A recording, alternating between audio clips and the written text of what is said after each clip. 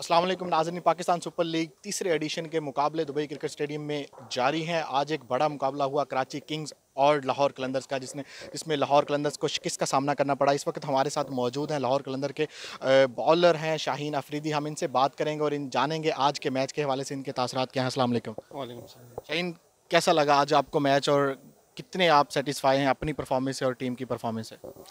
जी बिल्कुल, पहले तो अपनी परफॉर्मेंस से आज खुश नहीं हूँ क्योंकि बॉलिंग ठीक नहीं की है, लाइन टू लाइन बॉलिंग नहीं की है।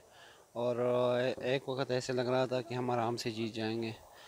हार्ड लक होता है क्रिकेट में, वो अच्छा खेले कराची वाले, उनको बेस्ट विशेस, और थोड़ा सा हार्ड लक हुआ इसलिए हार गए। लास्ट मैच भी जो आपका हुआ उसमें भी एक एक टाइम ऐसा था, एक मोमेंट ऐसा आया था मिड में कि ऐसा लग रहा था कि लाहौर कलंदर जो है वो इजीली मैच जीत जाएगा। क्या समझते हैं किस फील्ड में, किस डिपार्टमेंट में कोई कमी है? मेरे ख्याल में मिडिल ऑर्डर में थोड़ी सी कमी नज़र आ रही है, क्योंकि हम पहले में अच्छा स्टार्ट दे देते हैं हमारे ओपनर या वन डाउन के, फिर बाद में थोड़ा सा स्ट्रगल करते हैं। नेक्स्ट आगे अपनी क्या स्ट्रेटजी देख रहे हैं कि अगले मैचेस अभी भी लाहौर कलंदर के पास चांस हैं सुपर फोर में आने के लिए, आगे भी बहुत से मैचेस हैं। नेक्स्ट क्या स्ट्रेटजी होगी आपकी अपनी बॉलिंग के हवाले से? आप क्या स्ट्रेटजी होगी? जी बिल्कुल, इंशाल्लाह कोशिश करेंगे कि बॉलिंग को भी ठीक करें और जो हमारी टीम प्लान है उसको भी अच्छा करें।